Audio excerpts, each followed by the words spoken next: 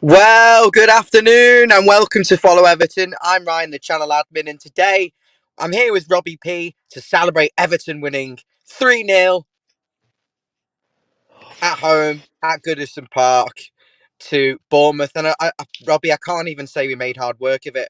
There's a couple of brief moments. There was a couple of headers Pickford saved, which were very good, but in general, it was very very comfortable, and it should have been a lot more. 25 shots on the goal. Yeah, I mean, you'd expect Bournemouth to have one or two chances. It doesn't matter if someone's in the Premiership. It doesn't matter what league they're in. They're going to have a few chances, aren't they? Pickford did the biz when he was asked of him. I thought the early goal settled them down. Obviously, there was clearly going to be nerves losing 4 games prior to today's fixture. And do you know what? We got off the bush. We got off the bush and we smashed them. Absolutely, as I expected. I expected Bournemouth at the start of the season to be in the bottom three. We should be smashing these teams. We should have smashed Luton last week and Wolves and Fulham. We never. But today made it. I thought the team were outstanding. I thought they were absolutely outstanding. So quite hard to pick a man of the match, to be honest with you. That is one or two, possibly even three players in the frame there, Ryan. Yeah, definitely, Robbie. I think it was it was one of those games where aside from a couple of the set pieces early on, Bournemouth didn't really carry a threat for large spells, and it was a case of how many goals we can get. But you're right. We should be beating these teams at home. I mean, you've said countless times. It wasn't long ago where you turn up and just expect to turn these teams over, but we've made very hard work of it in the past, and thankfully today we've got the rewards, because I think the fans wouldn't have taken anything other than a win today. I think it would have been a final straw for a lot of people, but with that performance and the way we played, is that bode well for perhaps upcoming fixtures, or do we have to Yeah, just take one game at a yeah, time? yeah. At the moment, so we all know what the next fixture is, but we've got a break next week, so there's not that many that are away on international duty. So you get the opportunity. For me, it kind of takes the pressure off, gives them a bit of confidence. But then I thought that against Brentford and Aston Villa, and then look what happened last week: 23 shots against Luton, but we got beat. Luton have played 2 games since and got smashed. And football's a funny old game, isn't it? As Greavesy used Mm. to say. But I just think the energy levels today, I kind of have a little analogy of a sum Everton up by they never got off the bus and they just didn't turn up. Today, it was almost like they'd listen to the fans, they'd listen to the press, they'd listen to the pundits. We've been getting slagged off all week. A little bit of negativity on the pre-match because people were talking about dice out and whatever. It's never going to happen. So we kind of just go, listen, let's just support the team, get on with it. Today, it was almost ole ole. It was. I know it was Bournemouth, but at the end of the day, Mm. Bournemouth can come to Goodison like any other team, like Luton and Fulham and Wolves, and they can turn us over. So today we made sure that never happened. So we've got 7 points on the board. We've got our first home win. People are scoring goals because we haven't. It's a long time since we scored 3 at home. So the fans go away happy, and people can have a beer and watch Match of the Day tonight and read the papers and not get any stick in work on Monday.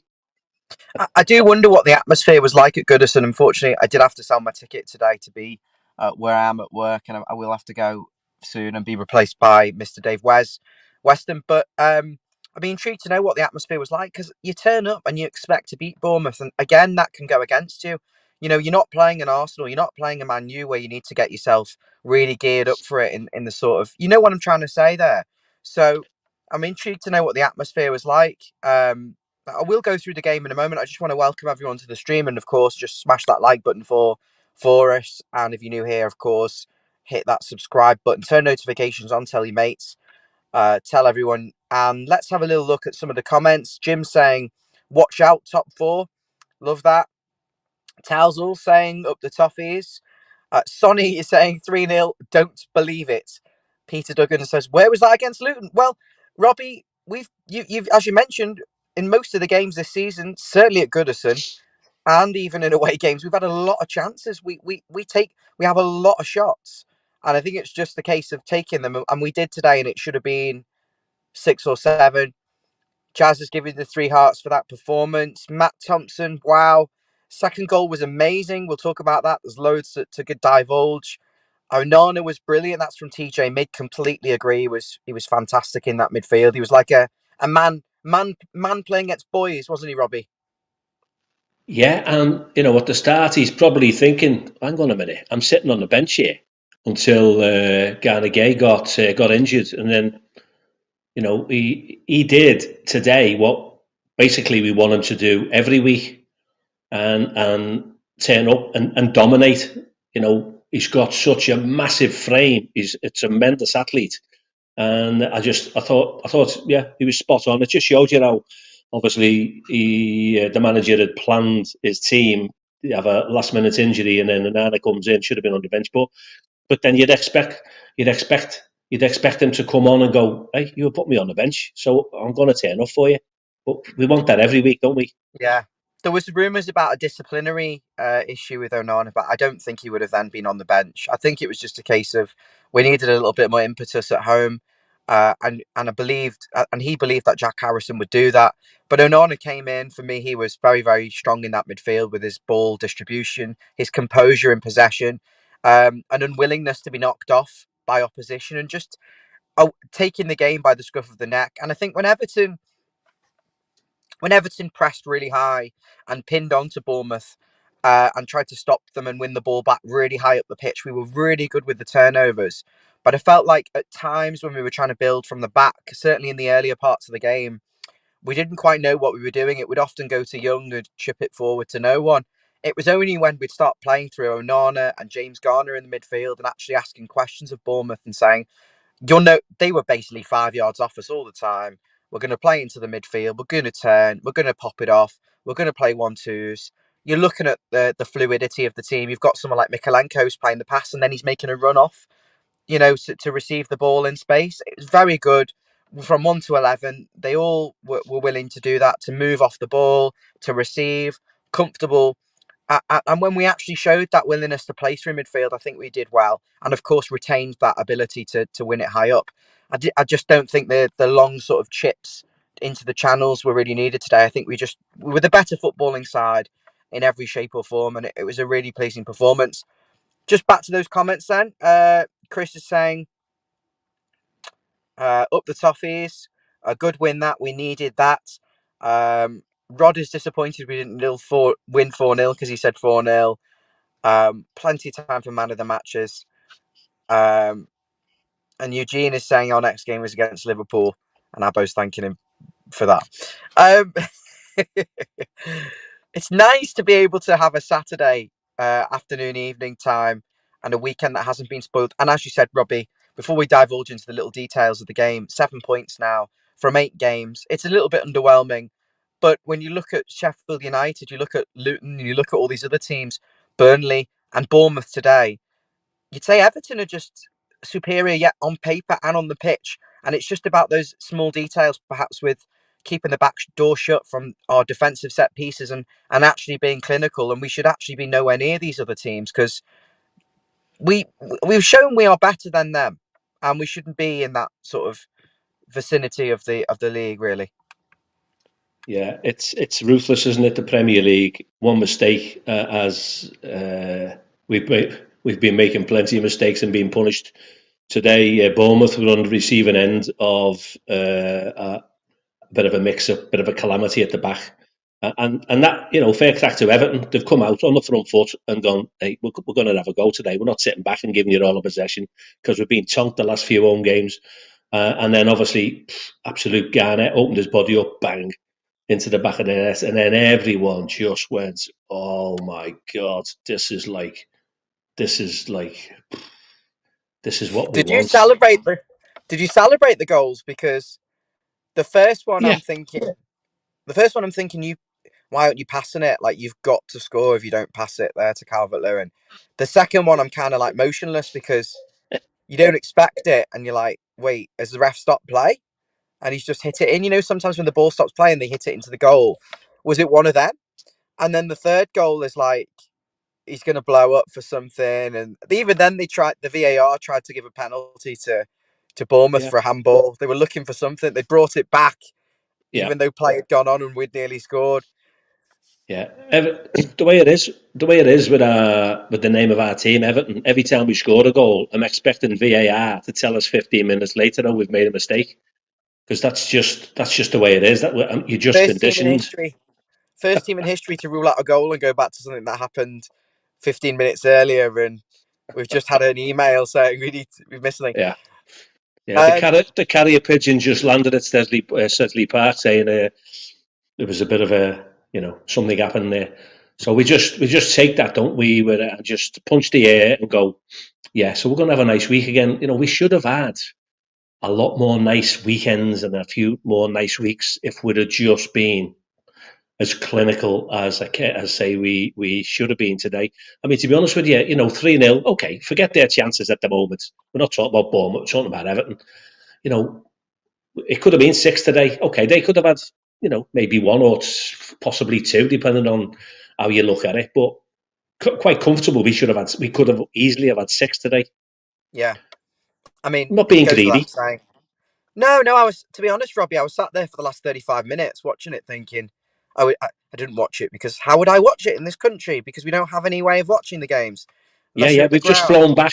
We've just flown back. We've just got a flight back in from From the Isle of Man, very quickly. Azerbaijan. Very, we've, I've sat there for the last 35 minutes thinking, actually, I'm being really overly critical here. Make a substitution, bring Dan Juma on, because you look at Bournemouth, they offered nothing, and I think it was just only a matter of time before we got a fourth and a fifth goal, which we should have got. In reality, they were there for the kill. I'm sat there thinking, come on, we want 4, want 5, want 6. I want to see that ruthless side to us, and unfortunately, it wasn't quite there. We had the chances to really kill it off, but we can't complain. 3 goals, and it's as convincing. And you're right, Robbie. We should have had a lot more weekends. Fulham, poor side. Wolves, poor side. We should be sitting here on 14 points, really, in my opinion. Possibly, uh, I'd say we should have 13 points this season so far. If I'm being honest, from who we've played and the performances we've had, and yeah, it's nice to see. It's nice to get a comfortable win. I'm just going to keep bringing the comments in, Robbie, because this is what the stream is for. It's for the Blue family. Richo saying good evening. Chris is celebrating there in the comments. Um, TJ Mid talking about Ashley Young being a weak link defensively. I do think they targeted him again today in that first half, but he grew into the game a little Yeah, I'm bit. live. Yeah, you can mute it. Top button on the mic. Yeah, I've just realised what it was next. Front door Test wasn't it. open. Test it. Test it. Yeah, Press that. me, Test the button. yeah. The wife's just arrived home from Azerbaijan. We've just been on holiday to watch the match. Press that mute button. I want to see if it actually works. Now keep talking. Yeah, that's fantastic. So when someone walks in, remember you can press that and you can speak to them, and we can't hear what you're saying when you're whispering sweet nothings to you. We can't hear you. Very funny. I've completely lost my trail of thought now. We're Um, buzzing. We're buzzing. There's one. Ryan, Thank thank you, you, Amanda. Amanda. Thank you, Thank you, Amanda. Amanda. That's lovely. Nice to see Amanda the says, girls on the stream. Lovely to see yeah, the lads, but nice to see the girls as well. Amanda's always supports the channel. Thank you for the donation. She said, we played well, deserved the win. Press was good. DCL looked good. Very good. Yeah, that was possibly the only disappointing thing that Calvert-Lewin didn't score. He had that header hit just fraction over the bar, and then Onana swiveled and turned and hit fractions wide. There was a couple more from DCL. It just wasn't quite coming off. Maybe he needed to a little bit more relaxed with his finishing, and I think he would have got that goal. TJ Mid said they were he was in Australia. Very good. Um, I've never known so many people getting back so quick from the other part of the world. Look at Lovely, this, Rob. lovely. Rob Fulton. If we win 10 in a row, I'm still dice out. Come back to us another time on that, Rob. Yeah, that's for another day. Gemma said, Tactically, have we ever put on a pair of boots? Is that a have you dick ever put on or a pair of boots? What kind of boots? Puss in Boots. So many options going forward. Great to see. That's John. Yeah. This is one from Mr. Singh. He's saying it's settled. Idrissa Gana Gueye should not start games. But we said that when we saw the Brent when we beat Villa. You know, we didn't need him in there. And we didn't need Michael Keane as the fifth centre back today because we were in control. Robbie, do you think when you've got that tenacity in the midfield with Amadou Onana, I don't want to get spotted in the car park of the venue I'm working in. Amadou Onana, James Garner, that tenacity, the endeavour, the pace as well, the options, the work rate, the running power from the wide options. I mean, I thought McNeil and Harrison were relatively quiet at times, but still posed such a threat with their running power and their their contribution. And Decore again today, you know, he was very good. He's got a great engine, and he is a cracking athlete. If Decore was a clinical finisher, he'd definitely be playing for Real Madrid or Barcelona, because he is one hell of a box-to-box player. And I know that he had an issue. Obviously, Frank Lampard didn't rate him, and then obviously Sean Dyche came in and he was playing and got a new lease of life. If you say kept us in the Premiership against Bournemouth on the last by scoring that goal, then obviously, yeah, I like him. He's kind of got something about him. I just liked the little swagger today. It would have been nice if he'd have scored another goal as well. But you know what? I'm not criticising him. We want the team to do well. We want to score more goals. We want to see them with a producing things and whatever. So the chances are, I mean, one of the comments before, thanks for your comments, by the way, we've got so many coming in. Somebody said before, we've had 100 shots so far in 7 Premier League games. I know it was the 8th game today, so I don't know if that was before the game or whatever. So, and it was nice that we've converted some of them chances. So I am hopeful. You know, there's a lot going on and off the pitch, and we do get negative press, and we just have to accept that. So all we want is for us to do well. I'm not bothered about anyone else. I'm not bothered about what's coming up in October, where the independent reviewing team are going to sort of say whatever they're going to say about us. You know, I'm just concentrating on it, literally on a week-to-week basis. And I mean, it's fair to say, Ryan, since we got beat against Luton, I've had a shit week. And I know a lot of other people have as well, where you just sometimes, if you want to go to the gym, or you just maybe don't do them sit-ups, or you don't go on that run and whatever. And it's the same for everyone. You go to work, you just might be a bit lethargic, because we just want to do well. We want it to be a nice atmosphere. We don't want anyone's, okay, people are going to slag us off because they support the opposition, but you know, what we do on the pitch is so critical to people's mental health from a week-to-week basis. That is just 1,000,000%. I can't argue with that. And if I'm honest with you, I found it difficult to do the preview for this match and talk about Branthwaite, because when your team is losing to an airport managed by 2 Evertonians, you find it hard to get yourself geared up. And we did manage to, you know, I'm glad the notepad wankers didn't get anything today at Goodison, because it would have been classic Everton to lose to a side that haven't won a game, but we've put some daylight between them. I'm pleased to announce we do have Dave Weston joining very shortly, but beforehand, I've got another guest for you. I'll bring him in a moment just to go through his thoughts and try and divulge why Everton were so convincing today against Bournemouth. Before I do so, just to touch on Branthwaite again, he's getting a lot of praise from various people in the comments, as you can see. And proving why perhaps we didn't go for the 30-year-old Connor Cody, who's sat on the bench, or sorry, he's injured actually for Leicester City. Here he is, special guest all over from the States, fiddling with touching his knob on his microphone.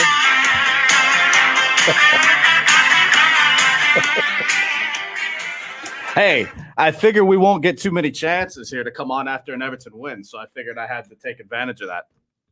Hey, you mean you sat contributing diddly squat, and then you see we've won a game and thought I've got to get on. Oh, absolutely. You know, I only sing when we're winning. I'm the ultimate bandwagoning fan. Come on, you know me better than that. Hey, is anyone upset that it wasn't, 6-7-0 at all? as I said, I don't know if you saw before, I sat here at 3-0 and I'm thinking, come on, 4, 5, 6. You know, it's not Steps singing their latest hit from 1990s, but I wanted more goals. I mean, this is just a selfish perspective, and I'm not moaning before I get people in the comments going, "We won a game," blah blah blah. No. I know. Football is about having fun and winning and scoring goals, isn't it? So you sat there, which we did. Positional luxury, wanted more goals. I don't want to bring the party down. We're not going to have that clipped and shipped and all that good stuff. But I'll say this. Well, there's a few things to say. One of them is I'm glad Decore got the goal because I personally thought Decore was having a shocker before he actually scored the goal.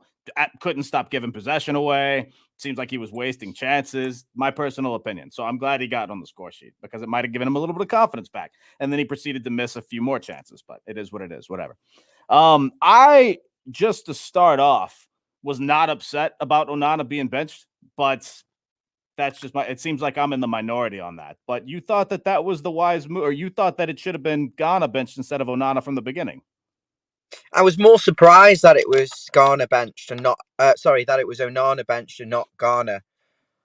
But I think Onana just he's got a little bit more composure on the ball. I think he's just a little bit better on the ball, and he's got those long legs and he can wrap his foot around and win the ball back in positions where I think Garner's a little bit clumsy. I think Garner is very good at reading the danger, but listen, we don't need two central defensive midfielders at home, and if we do, that's a structural problem or a lack of trust in the overall 11.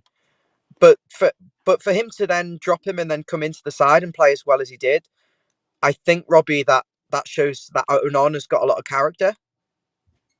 Yeah, he clearly seen his ass, hasn't he? The fact that he'd been dropped to the bench. I mean, you would, wouldn't you? You know, you want to play every week, and he put in a performance today, which is not hard. We want him to do that every week, and you know the jury's out. Does he or does he not?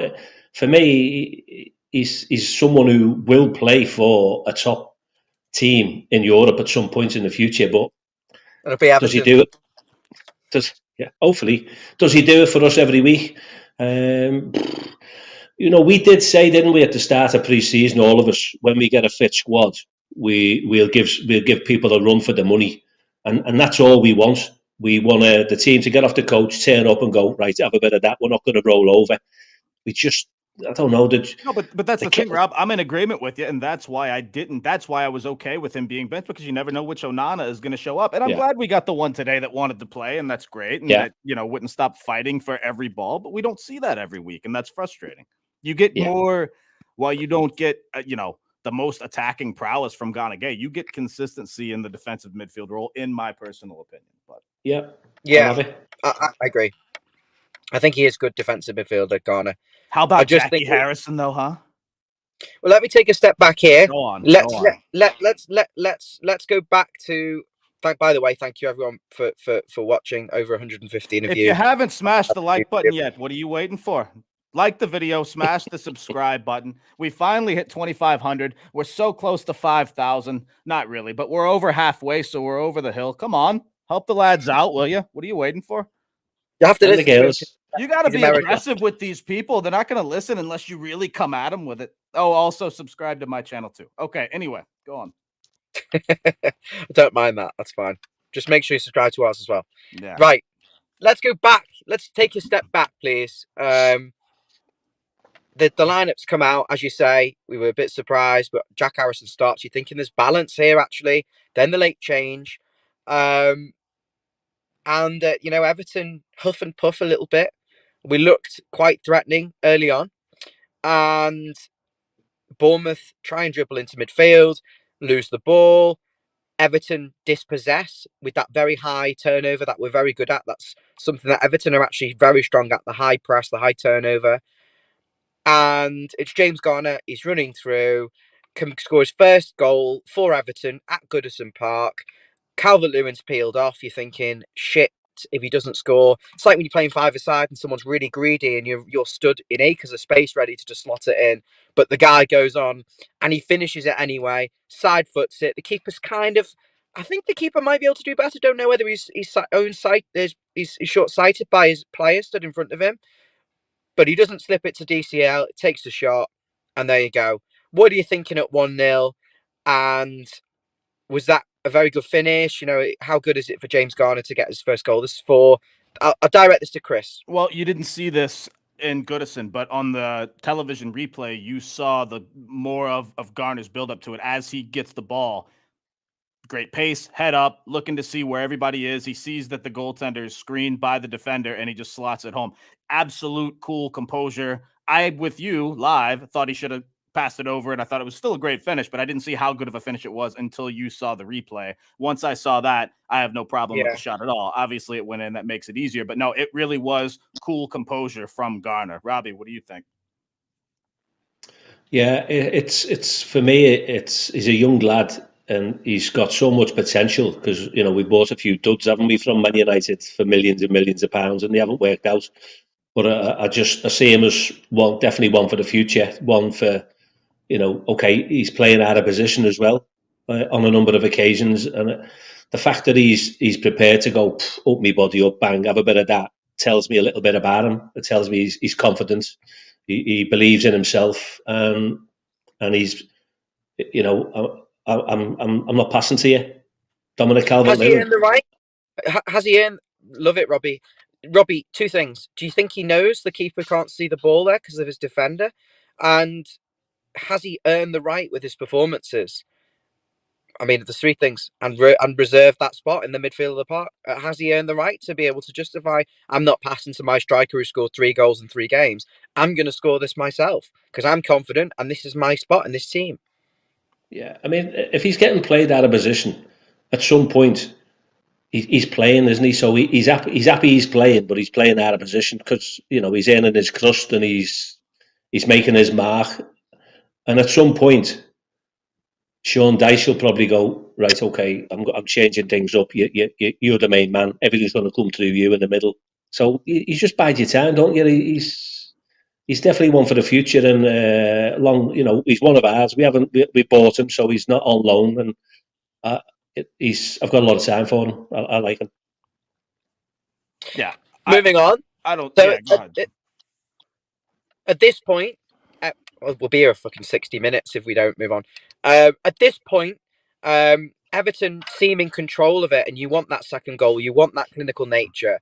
There was a few chances, a few opportunities, but really it was Bournemouth, and that testing us with the ball in behind Ashley Young, the same type of ball that Luton liked to expose. And Young is on a yellow card at this point for a challenge, possibly didn't have to make and felt obliged to do because he misjudged a ball or got sucked in. And they get the set pieces, Bournemouth. And Chris, corners, and there was a free kick from not too deep, maybe 40 yards or 50 yards out, where it's played to the back post, like a carbon copy of the Luton goal, the second goal that they scored. Morris, was it? So how concerned were you at that point when the set pieces are coming in and Everton appear to be the structure wasn't there? They looked very comfortable with them from the corners and the free kicks. Well, you don't know if it's one of those where it's weather the storm or if that's a pattern of what we're going to see for the rest of the game. Obviously, there's no reason to be very confident given what we've seen the last few weeks, but you deal with the pressure as you see fit at the time. That's all you can really ask, right? How concerned was I? Very concerned, again, because of what we've seen. Thought it was a little bit different given that we had actually scored first, something we haven't seen since last season at home, but yeah, it proved to be fine in the end. What about you? Sorry, just more on that. And Robbie, was it concerning? Just coming off the back of what Chris has said, was it concerning there that the variation in the corners and the free kicks was there, and it wasn't just the same thing every time? I mean, what I'm saying here is Bournemouth weren't afraid to play it into the box at the back post. They weren't afraid to play short and play around us and use the numerical advantage of the extra man who'd possibly sit on the edge of the D or a central defender or someone pulling out from the box. They varied it, and every time they still look threatening. Oh, there's Wesy. Hey, Dav. All right, guys. Great win. Come to you in a sec, Mr. Weston. Robbie, can you answer that? Yeah, I mean, they have the analysts, Ryan, don't they? That's their job to go through the videos, go through the information of Everton's last 7 performances, and go to the manager and the management team, and go, right, here's the script, here's your danger man, here's your weaknesses, bang, bang, bang, because it's been quite significant what our weaknesses have been, and we said on pre-match, the Tarkowski, and Brantwaite, they're not 3'6", they're 6'3", if not more, and we should be a little bit. We said on the pre-match, we have not been dominant in the box.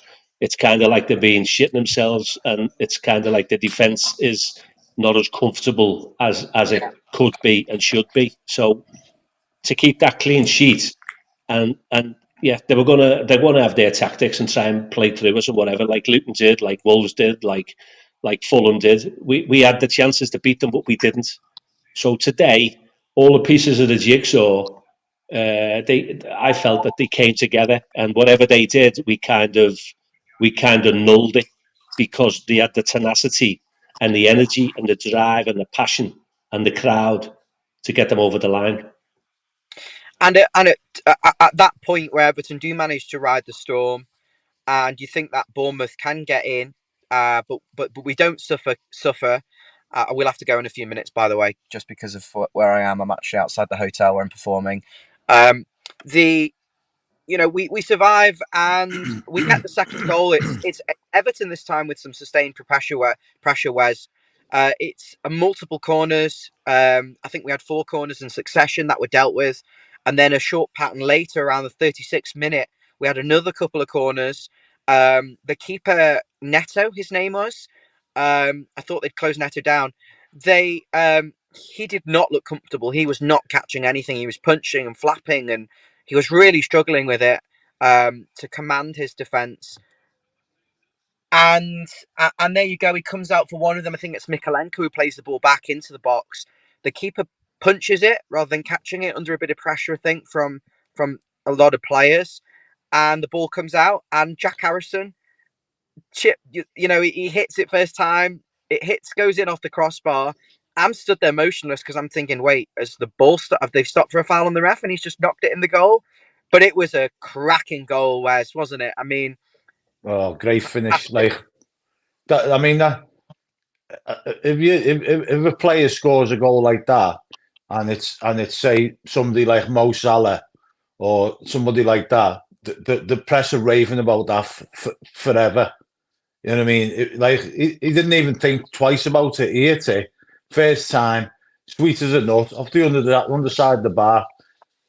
You couldn't ask for more. The pressure that was building on them was immense, and I'm not surprised. Most teams would have cracked under that kind of pressure. Why was it that Everton, Chris? Why was it that Everton had so many opportunities from second phases of play in the set pieces? We can't defend the set piece that well, but we looked like we were going to score from every set piece, whether that was the ball into the box, we were winning all the headers, or the second phase where the ball was coming out and we were getting it on the edge. There were countless chances, and then we go and actually do it. I mean, what has changed? Is that just the confidence or the positioning, or? It must. I mean, you'd have to ask the players, but my guess would be the confidence. I don't think the positioning looked too much different, but I mean, you're talking about ticky-tack things that I don't always pay full attention to, but it has to just be the confidence. They looked like they wanted it. They didn't stop running all day today. You saw, the 93rd minute, Dwight McNeil is still bringing it up full pace down the center of the pitch, and it's just they seemed like they wanted it more. Would you say the term was insufferable to the opposition? Apart from, those set pieces, I think perhaps in the first half we left ourselves a little bit short at the back. But did we suffocate Bournemouth, and that's why we eventually got the second goal there? And because we were just relentless in our approach to defending, winning the ball back? I thought I wouldn't go that far. The press was very good, and it forced Bournemouth into mistakes. Don't get me wrong. But at the same time, it also left us a little bit open where there was a bit of a counterattack from Bournemouth, as you said, for about 10, 15 minutes there. So it was a little bit scary and still a little bit, I don't want to say rolling the dice, because I do believe in full press with Everton because of what it can yield. But I don't want to. It looks good when you win 3-0, right? But if Bournemouth also had a few chances the other way, they could have easily put one away. We're having a different conversation right now. So I don't know if I would say insufferable, but it ended up working out for us. Well, thank you very much to our friend of the show, Mr. Chris. If you'd like to stick with us while I go and actually earn some money and do what I'm getting paid to do on this Saturday evening, then I will listen back to the three best sports pundits. Yeah, some of us have real jobs, you know. What type of job is that? I used to. I said some of us, not me. Or me. Right. All right, go on I'll then. Sing your heart I'll out. let you go. Robbie, Chris, Wes, I look forward to listening back. And of course, everyone, I'm going to now, I don't know what the dominance hierarchy, because Chris is a guest, Chris is a friend of the show, and these two. We'll just have banter, won't we? Big buddy. So I would just like to hear a little bit about the second half as well, if possible. See you soon. Here you go. Enjoy. It's all right, mate. What should we go? We're 2-0 up, half time. Let's do this, Rob. I've got this ready to go. Let me just get the stats up real quick here. As well, let's see if this still works, won't it? There we go. Hang on. How do I get this? But go on. Say what you were going to say. I'm trying to get this. Yeah, well, we're 2-0 up, half time, and we're all texting one another, aren't we, from different parts of the country, because obviously we've all gone abroad to watch the game. And then we come back home. We're 2-0. It's 2-0. So should we go into the second half? Yeah, go on. Within a minute, Decore was through on goal, wasn't he? And I thought, this is going to be our third goal. And I'm not here to slag him off, are we? But he should have buried it, right or wrong. It was a weak finish, to be honest. Yeah, he should have done a lot better with that. But so we were so dominant by then, first half and early into the second half, that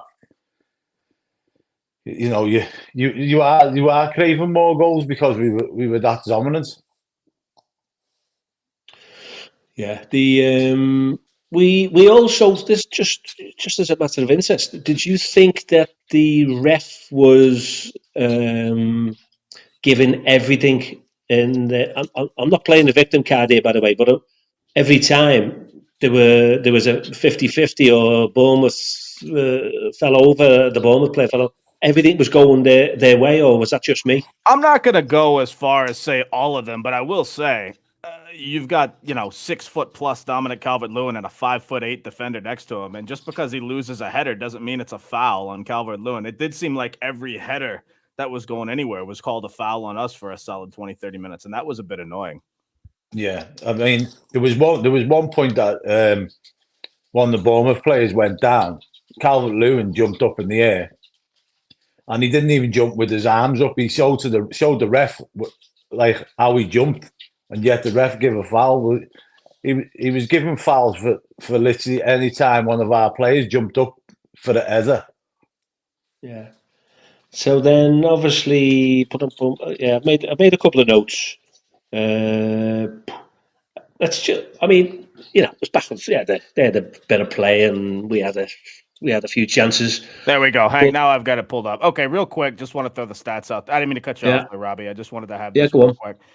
Possession, actually, I always feel like we have a little bit more of the ball than the numbers show, but this looks about 50-50, if give or take a little bit. 25 shots attempted with 8 on target, a few less touches, a few less passes. But for the most part, this seems to be a 50-50 game if you were to just look at this and not the score sheet, with the obvious exception being shots and shots on target. But in terms of having the ball, it looks about fair. No real yellow cards, only 3 total in the game. I thought there were a bit more fouls that could have been deserving. You saw a lot of jersey pulling and our players, in my opinion, getting pulled back, which they finally brandished the yellow for Solanke there, I think, on about 57, 60 minutes, something like that. But you don't see us getting 8 corners all the time, that's for sure. And I know, right, like Ryan said, we had about 4 in succession there, which was nice to see.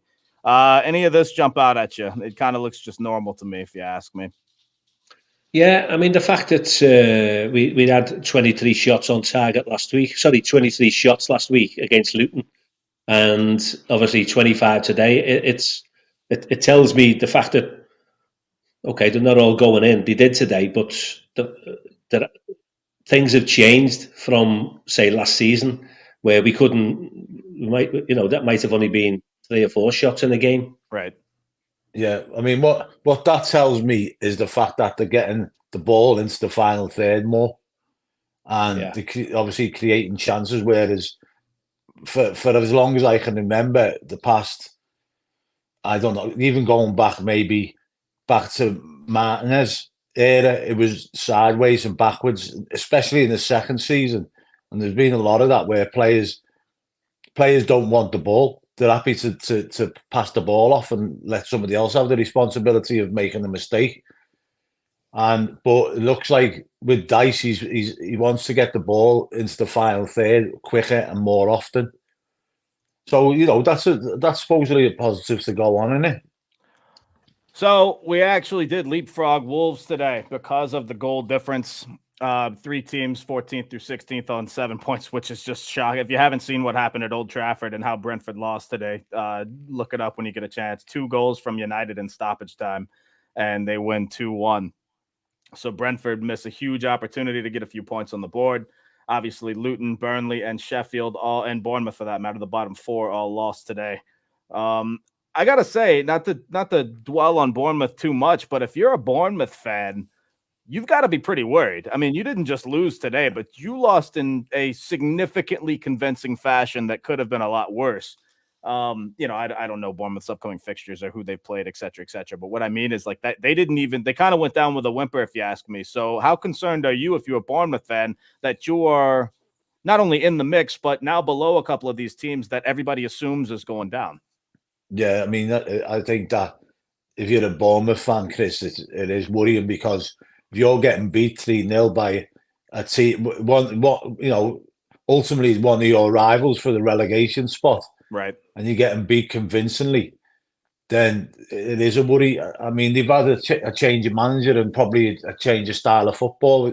Last season, if you played Bournemouth, you knew you was going to get a tough game against them. They were gritty. They stuck in, and they kept in the game until there wasn't many teams that turned them over heavily. Especially towards the end of the year, they looked like along with Crystal Palace, looked like one of the most hungry teams I've seen in a long time. And that's what happens. You string together a couple of wins. They beat Liverpool at home amongst, a few others towards the end there. So it is a stark contrast from the Bournemouth that we saw from the last 10, 12 games of last season. Robbie, what do you think? Yeah, we did our little pre-season before the season started. We sort of spoke about who we thought were going to be in the bottom part of the league, and I forecast Sheffield United, Burnley, and I mentioned Bournemouth because I think it was only at the back end of last season when they had a little surge and they went on a little run, because they got chonked at Anfield 9-0, didn't they? So and then kind of like recovered, but that affected their goal difference. So I see Brentford down there as well, but the Ivan Toney he doesn't score because he's not been playing, and so I see that quite a few teams down there, but we've allowed some of them teams to get the better of us, and we've gifted them 3 points. So that's where I'm thinking that's what's put us into the mix, because we could be, if we'd have beaten Fulham, I know it's all ifs, buts and maybes, if we'd have beaten Fulham and Wolves as we could have done and should have done at home, if we'd have been as clinical as we were today, we'd be 7th or 8th now. Right. So it's just we gotta. I'm with you. Like it keeps you up at night, but you just got to move on from it. That's why it was kind of, a lot of people were slating Deitch early in the week. Listen, what is he supposed to say? Coming into this week in terms of this is the opportunity to change. Well, it is, because what's he going to do? Just keep dwelling on last week against Luton? Everybody, I don't know if people wanted him to be more upset or just say different things, but I think that's the correct attitude. It's done and dusted. There's nothing you can do about it. You're going to wake up tomorrow when you have to move forward and put your best foot forward as they did today. It was really fun watching them play on the front foot, wasn't it? I haven't seen that in a long time. Yeah, but what's naming as well though. It helps if your opposition allow you to do that. Yeah, but Wes, it does help, but at the same time, we're taking it to them. It's not just them allowing it. They're not a good side. Don't get me wrong, but a lot of that was due to our constant pressure and things. In my opinion, I thought Everton really brought it today from a hustle perspective, from a pace perspective, a few smart passes put together. And again, this stuff sounds like simple things, but it's stuff we haven't seen in a while. It's stuff we haven't seen from Everton this season on many occasions. So it was nice to see. But I agree with you, though. I'm not pretending like Bournemouth are a good side and we just beat the world. I'd be very worried if I was a Bournemouth fan right now. Yeah. You know, like I mentioned, the referee before, he appeared to be giving them the run of the ball, every kind of 50-50 decision. And it was like free kick, free kick, free kick.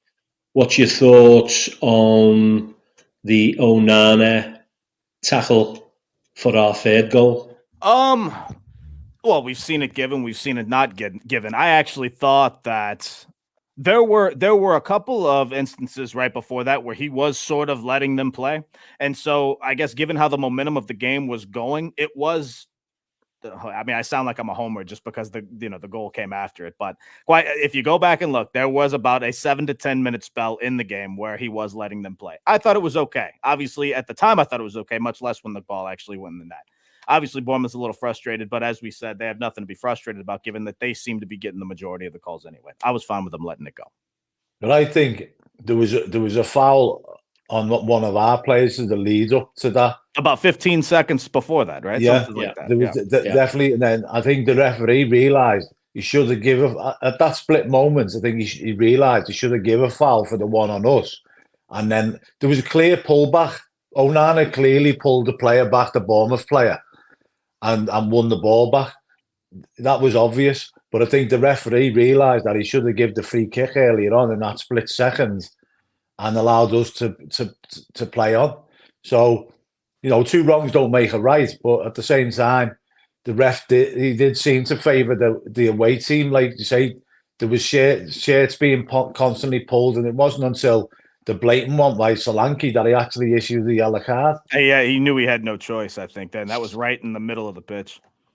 Yeah, and you know, every time we went up for the header, they were like, he was blowing up for a free kick for them, and it was like, there was I think there was one in the first half, right at the very beginning, where it wasn't even a foul, and even the commentator on the game when I went abroad and watched it was saying, I think it was Osman again, was saying that there was no contact there, and yet he's given a foul. Well, we'll take it. We got that one, didn't we? We don't often get them. We're okay. That go in our favor. I was joking earlier about having, it could have been 7-8 and we wanted that. Listen, we're never with this current state of affairs, you'll never find me complaining about a 3-0 win or a win at all for that matter. So listen, it's a good day. It's going to be a fun weekend. We can enjoy the international break a little bit. And I'll be honest, before the game, I usually come in as Mr. Positive, and I was the opposite before the game. I genuinely thought we weren't going to come out with a win today, and I'm glad to be proven wrong. I don't know if you guys, I know we pretended like we were, feeling good. Did you guys actually think before the game happened, did you actually think it would be as convincing or just to win it all today? Yeah. No, well, I mean, Robbie said 2-1 in the pre-match. I said I think we'd get a clean sheet, which we did. But I think, like me and Robbie predicted 3-0 last week, both 3-0 against Luton. So I think we got our weeks mixed up, didn't we, Rob? Yeah. I got my weeks mixed up with my wallet too. Every week, Chris, we try and have the feel-good factor, and we try and generate that. The fact that the sun was shining today, it's a lovely day. We want it to be a lovely weekend. We want people to go to work on Monday and school and associate with the friends and be happy, because it affects people's mental health when we play shite, or even when we play decent and don't get a result.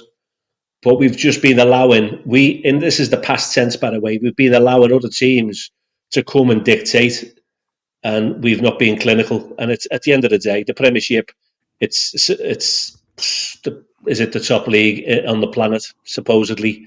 And if you make a mistake and you can't score goals, you're going to get punished. And we've been getting punished for the last 3+ years, haven't we? Colin, who's saying that? Yeah.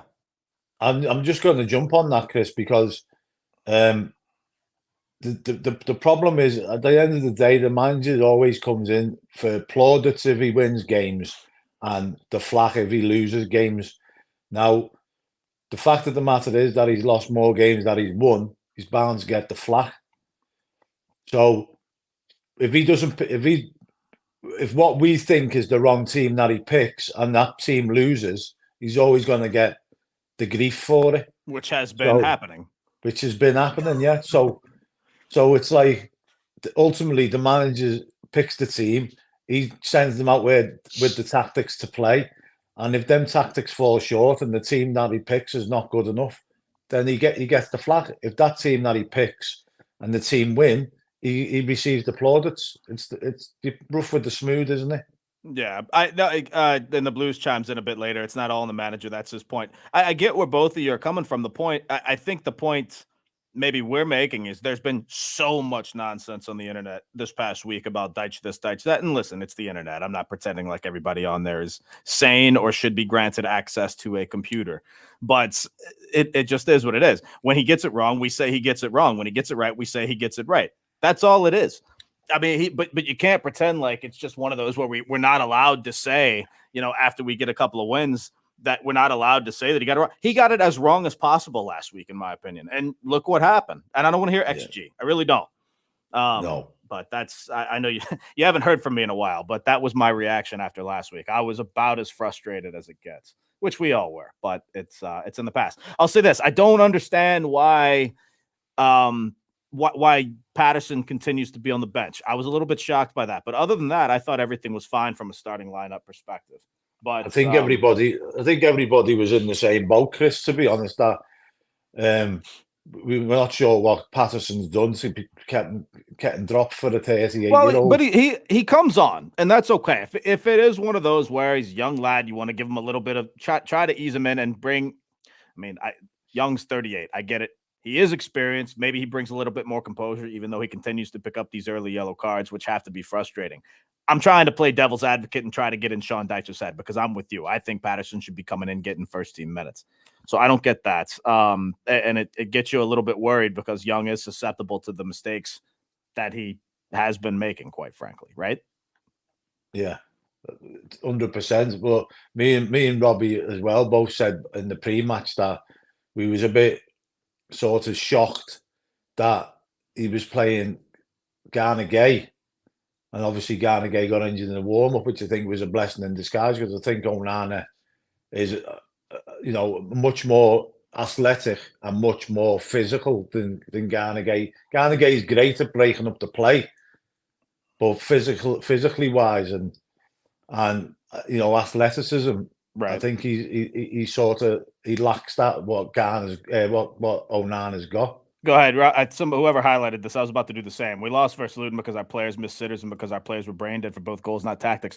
Listen, I don't know how to be clearer than this. A manager's job is not only tactics. He picks the players.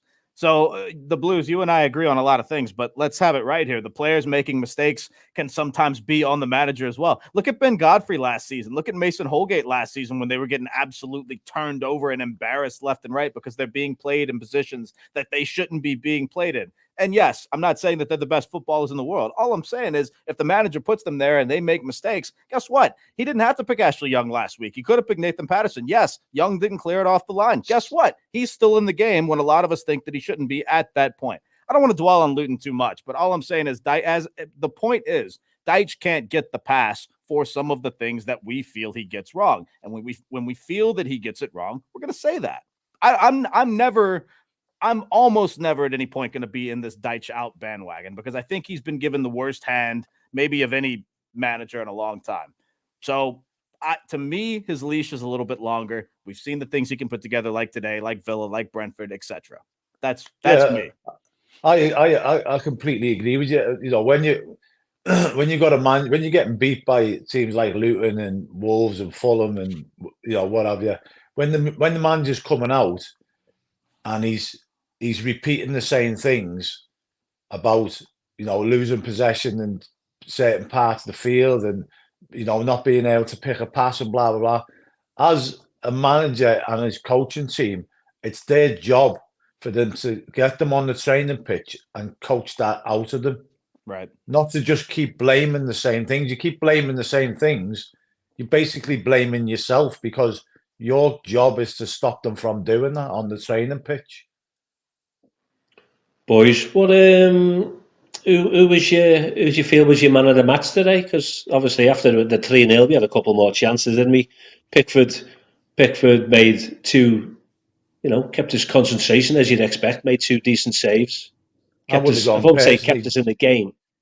I would have gone would you personally, go for? James Garner. I thought he was superb in the middle of the park again today. How many would you give him out of 10? I'd probably give him a 9. I think he run the show in midfield. I'm going to go for, I think the official man of the match might have been Jackie Harrison, and I think I'm going to second that because I thought it wasn't just the goal. I think Harrison provides very good pace. He's smart with the ball, makes smart passes, makes good runs. Always, much like Garner, always seems to have a plan when he gets the ball rather than just make a panic something else, So that's, but you can't, you said at the beginning of the stream, Robbie, there could be 3, 4, whatever. And that's a good, it's fun to finally have those options, isn't it? Absolutely. I mean, I totally agree with both of you. And I kind of can't call it because they were both outstanding 9 out of 10s. You can't give 10, can you? And I think the two of them were, I think the Corey in the end, for his engine and his energy, he wasn't far behind him, so I'll give him an 8. Yeah, but he's got to be smarter in some case. This isn't to slate anyone off. It's just, yeah. I don't know what the Corey seems to be thinking sometimes, like on the run with where Garner had it down. I believe it was a 2-on-2. Garner slides it over. Like the Corey's goal side of the defender. Continue the run. What are you doing? He just completely pulls up. Garner gives him a perfect pass had he continued the run. You've got to continue that. And just you tap home, a ball right into an empty net. Yeah, I mean, there was a bit miscommunication. The Corey went to make the run and then run back. Yeah, that's what I mean. I don't know. There's no reason to stop there, especially when you got a guy. Maybe he must have not seen. I believe it was McNeil coming on right behind where Decore was going. That's where McNeil was just overlapping as well, because I thought Garner was going to see that and then just put it right back in the middle where, either way, it doesn't matter. It just at that point in the game, which if I remember right, that was right at the end of the first half, you're still worried. This is still a team that's blown a lot of leads before, and it's still only 2-0 there. You always think, hey, is that one going to come back to bite us? Yeah, I think like you got that feeling from the crowd as well. Right. Like the crowd was very flat, I thought. They certainly like early in the first half. And then even into the second half, they were a bit flat because, like you say, we're used to Everton, aren't we? Used to just Everton things up all the time. Like we Everton did last week against Luton, but the atmosphere I thought, like up until like the third goal, it was flat. I thought the goals went in. Obviously, you're going to get a cheer, but there was no real singing. I think I noticed that too, nervous. But I didn't know if that was just, again, sometimes it just slips my mind, and maybe I forget if there was. It didn't seem like there was much super atmosphere there today, and I don't want to listen. Don't clip this and say I'm blaming the fans and say that it's negative atmosphere. I'm not saying that at all. It just didn't seem like it was as lively as you would expect when things are going well. Yeah, I mean, but we're used to been used to because of the utter dross that we've watched the last 2 seasons. Being used to the fans getting riled up for the game and singing their hearts out and stuff like that. And when it doesn't happen, you're like, obviously they're nervous. You know what I mean? Like there's a nervous energy. I don't think even, it's 3-0 in the 93rd minute and people are still nervous because they've, it's the thing for me, Robbie and Chris, right, is that, I mean, Jack Harrison, he looks like he's going to be a great addition to the team. The fitter he gets, I think the better he's going to get. But then at the end of his loan, what's going to happen then? So I was going to ask you, I read I think I was just watching a stream where someone said there might have been a buy option. I don't think there is. And so go ahead. I'm not sure, Chris. But we don't want to miss out on him. If I recall, that was part of the issue. Everton wanted to buy him outright and Leeds didn't want to sell him, and it became a loan. I didn't hear anything about a buy option when that happened. Now, again, I could be wrong, but we'll have to Google that. Yeah, we'll have to Google that one, I think. Yeah, the thing is, it wouldn't make sense for Leeds to loan him out if they want to get promotion to the Championship without there being a buy option. Jim says it's an option if because Leeds they don't basically come back loan up. out one of their best players. Yeah, don't know. I mean, he was pivotal for Leeds last season towards the end. One of the only bright spots, if you like. So yeah, I don't know the answer, so I don't even want to speculate until someone knows that one for sure. But it's one of those where you'd think if there was, then there would be a little bit more chat. Like we all knew what Connor Cody's buy option was the whole season. Nobody said anything about Harrison, so I don't think there is. Much like, to my knowledge, there's no Danjuma's just a loan as well, straight loan, right? Yeah. Are you surprised to not see him today? Not really. I mean, I didn't think Dwight McNeil had his best game, but we were that comfortable. I think we could afford to give him a 90-minute rest. Yeah. Leeds, Mr. Blue Skies, Leeds might not want him back. They might just sell him. And there's no way on this planet Leeds wouldn't want him back. Jack Harrison's a quality player.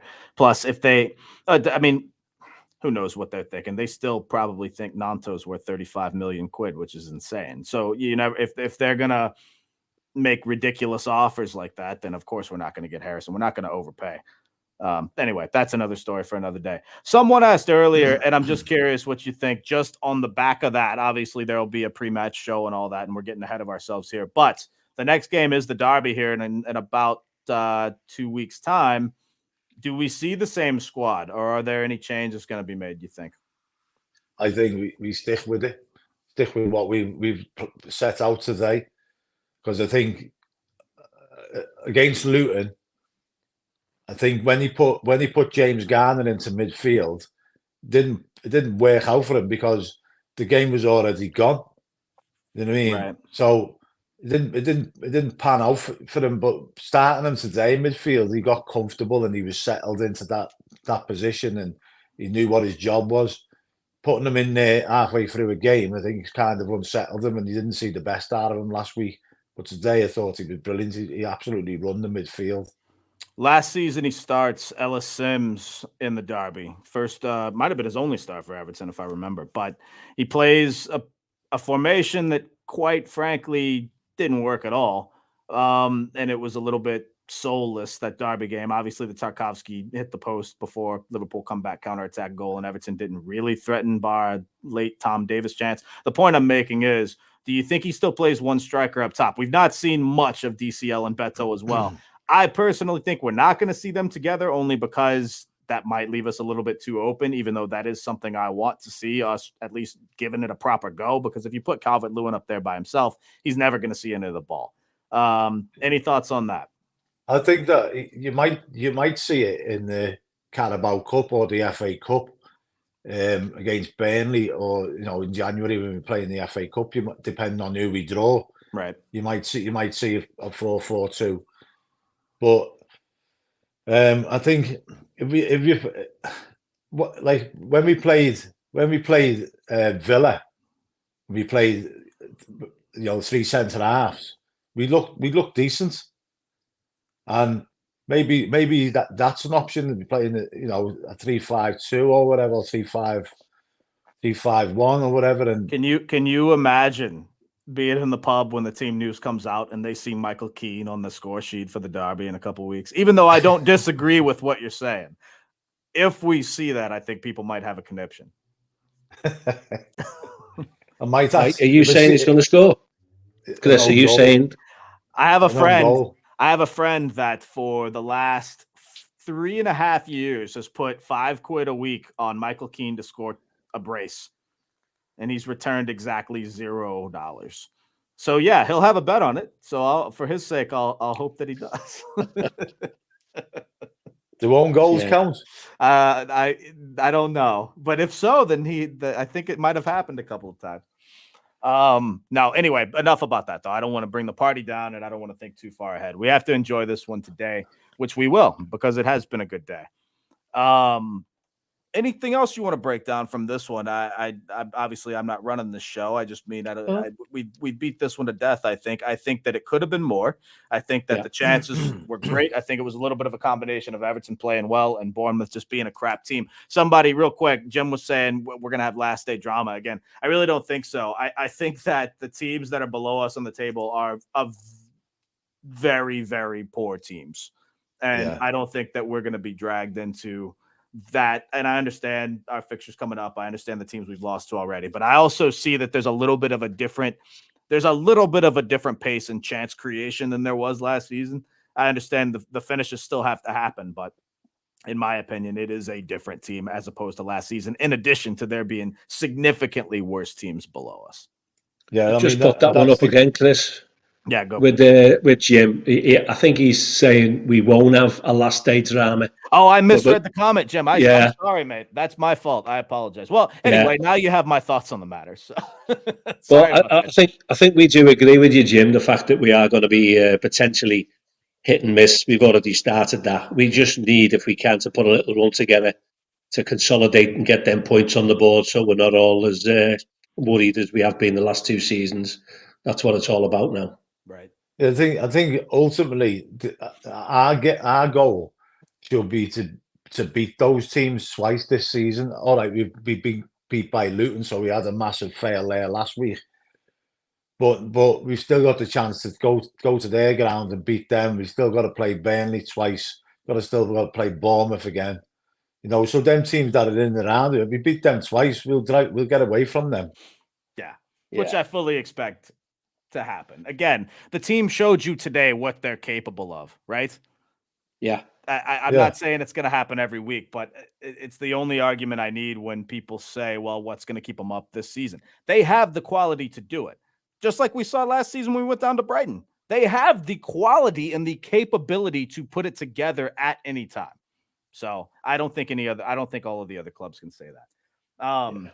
Anyway, on that, I'm going to take off. I don't know if you guys want to keep it going. Listen, I don't plug my stuff often, but I am doing a massive project. I finally contacted all the clubs this week. It's been interesting to get some responses on that. But I'll be going overseas for a few months and doing all 92 grounds. If you want to support me on that, please do me a big favor. Throw Domino Chris in your YouTube search box. My channel is the one with the domino logo. If you hit subscribe, that is the best way to support me personally. Obviously, subscribe to follow Everton first. But after you did that, go find me. I'm Domino Chris on there. And your subscription is much appreciated before we take on this massive journey, which starts in about 3 or 4 weeks. It's coming up pretty quick. You have to keep us all informed, Chris. Yeah, we'll have a big, what do you call a piss up pretty soon. One night soon over there. So that'll be a good follow. A little get together, a little soiree. A soiree. That's right. Ryan swore enough on the stream earlier, so I wouldn't want to do that. But anyway, thanks to everyone who's joined us. Like I said, if you haven't already, do us a big favor. Like the video, subscribe to the channel. And hey, what's up, Chris? Nice to see you, bud. Toffee fans from Pennsylvania, have a great weekend. Hey, up the Toffees, man. It's been fun. Like I said, it's a different feel when you have performances like this. It's not just a win. It's a convincing win. We actually looked like we enjoyed some football today, didn't we? Yeah, 100%. Robbie, I forgot how to work all this stuff, so I'll let you end it, mate. Go ahead. Yeah. We might just. Are you going to stay on? Where's all? We've finished it. Yeah. Have we finished it? Oh, we'll do the player ratings if you want. Yeah, y'all go. You guys go ahead. I'll keep watching. But it was nice seeing you and talking to you, and we'll chat with you soon. Yeah, you take care, friend. Take it easy, mate. All right, buddy. Look after yourself. Okay, friend. Player ratings. What do you reckon, Pickford? Pickford, I'd give him a 7 because he didn't really have much to do, did he? Totally agree, 7. But he had 2 saves to make, didn't he? One header from Kiefer Moore, and then another one was probably the lad who gave us a little bit of grief. I did make a little note, Tanania or something like that. So yeah, a good 7. Yeah. Ashley Young. I'll give him a 6. Do you know what? I don't think we're that great. Yeah, I was looking at him. I was doing a little Robbie cam on him every so often, and for me, I'd give him a 7. He got himself a yellow card foolish, you know. But I think He was sometimes solid. He was solid enough. yeah, yeah. For And me, he's he done got his job. 7. But Yeah, for the getting the yellow card, I've got to drop him a point, Robbie, unfortunately.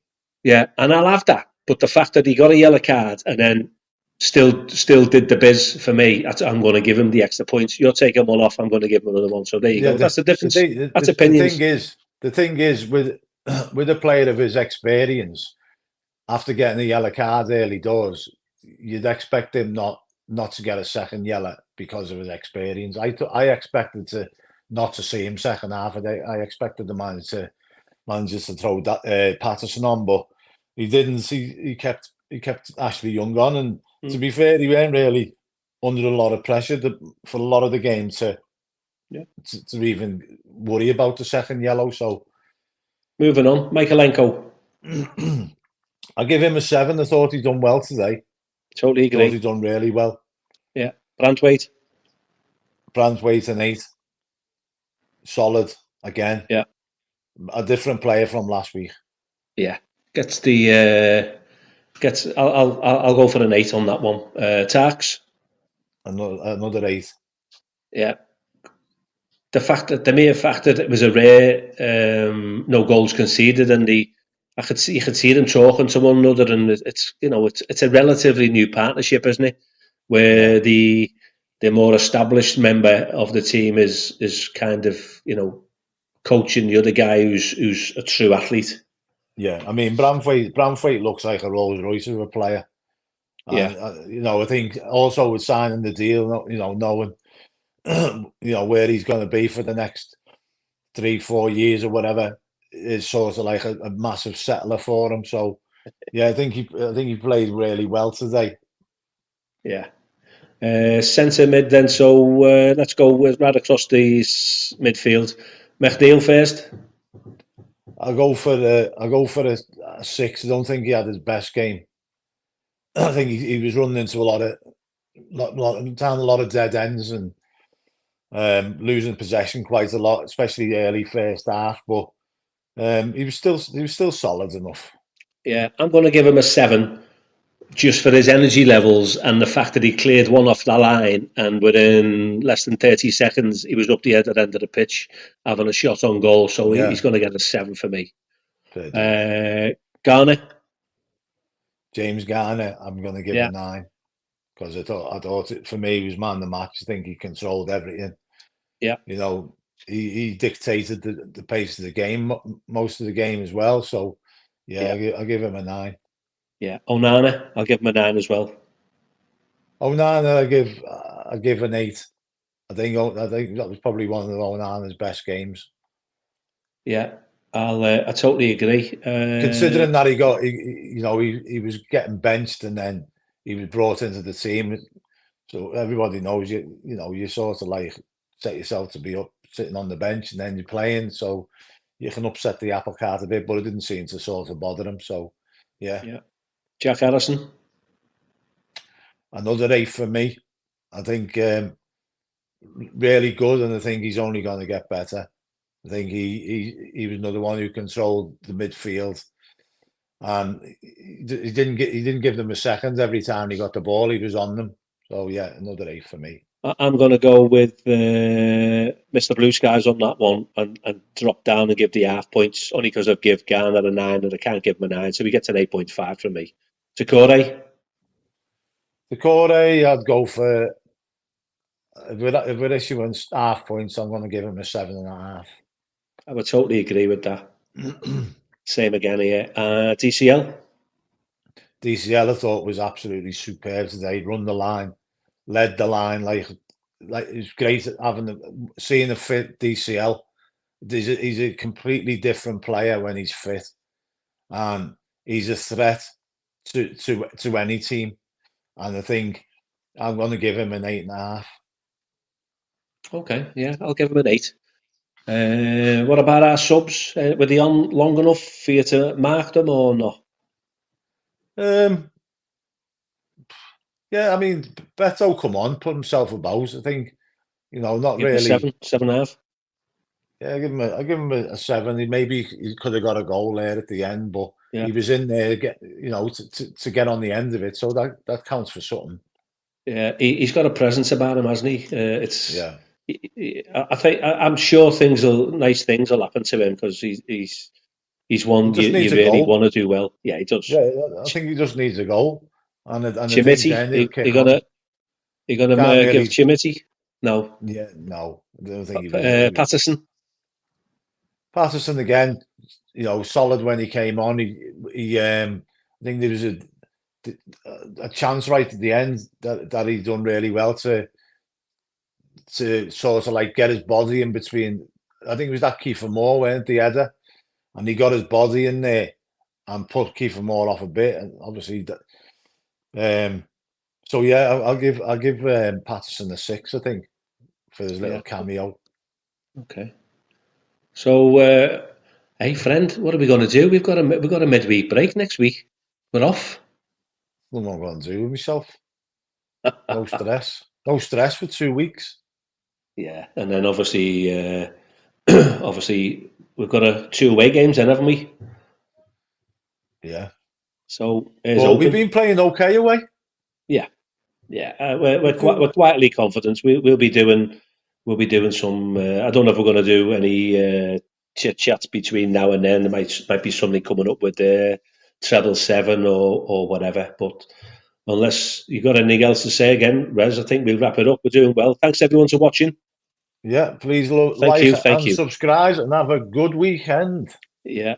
Enjoy work, enjoy school, enjoy whatever you're doing. If you're retired, just smile. It's nice to be nice. And thank you all for watching. From Robbie and Wes, have a nice weekend. Look after yourself. Catch you, Wes. Have a good one. See you later, Robbie.